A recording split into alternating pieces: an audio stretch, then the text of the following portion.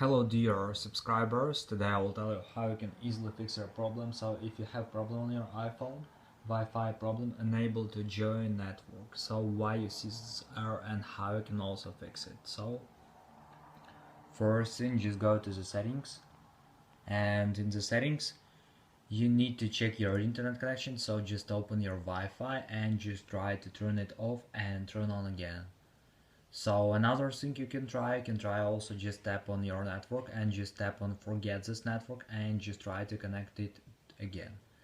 So another thing you can try also to restore your Wi-Fi router. So mostly it helps because mostly it's just problem with your router. So if it doesn't help you too, you can also just try another way. So just go back, just find here general. In the general, just scroll down, just tap on reset, and here you will see reset network settings. So just tap on it and submit resetting network settings.